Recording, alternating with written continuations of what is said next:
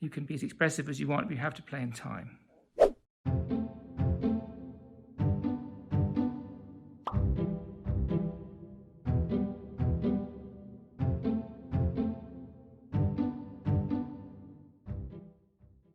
First memorable orchestral experience, well, in a funny sort of way, it was when I was about 8, and I learnt the piano off an old lady. My brother and I were sent to this old lady, very Victorian, called Miss Silly. She was Beryl Silly, so she was Miss B. Silly.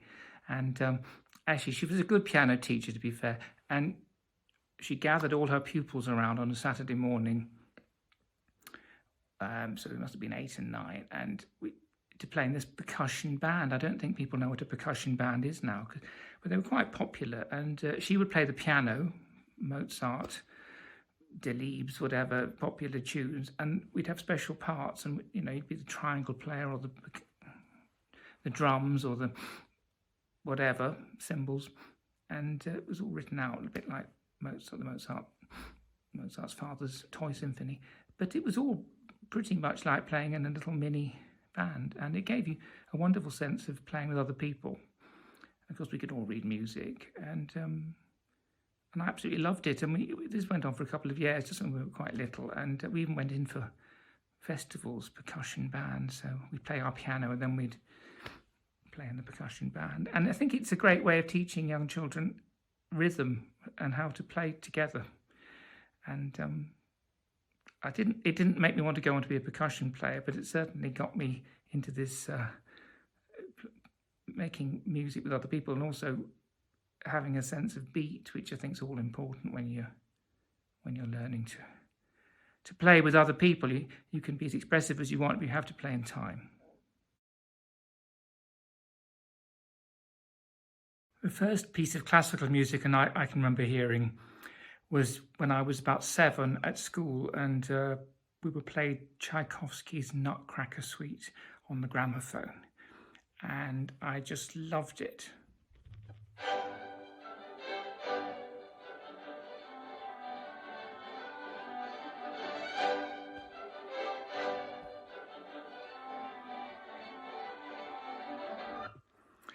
I mean, it just made you want to dance around the room, and it had such a strong beat and a wonderful tune with lots of exciting percussion and tambourines, and full of orchestral colour. Perhaps I didn't know what orchestral colour was in those days.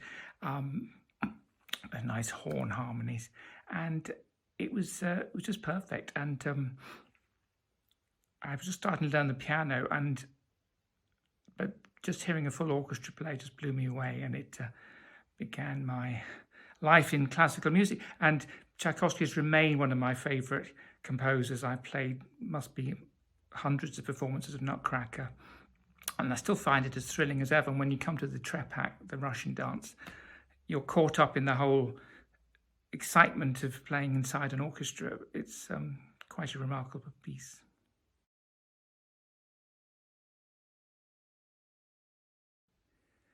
Why I wanted to be an orchestral player? Well, I nearly missed the boat orchestrally, it has to be said. I couldn't have left it later than I did. I was a very musical child. I learned the piano from the age of 7, and I was listening to opera and orchestral music from a very early age.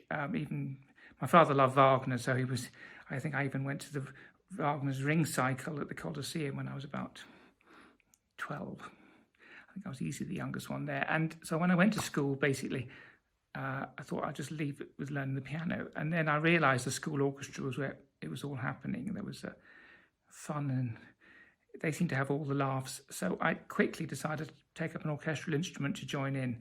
And the only one that we went for was a clarinet, because actually it was probably the cheapest as well. And I hurriedly took up the clarinet, and I just loved playing inside an orchestra. It was wonderful. The only trouble is the clarinet was very popular, and there's about 16 of us.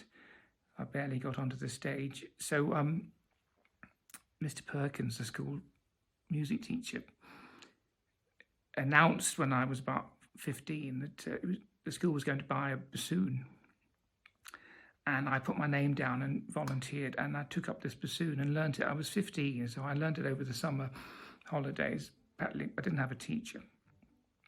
and it was my instrument, so I just took to it like a duck to water. And I was going to be a scientist. I've been doing science O-levels, and that changed everything. I just had to play in an orchestra, and by then I was going to concerts, and I thought, well, I want to sit where that bassoon player is sitting. And it just went on from there. 2.5 years later, I was at the Royal Academy of Music. So it was all, I don't think I could have left it any later than I did.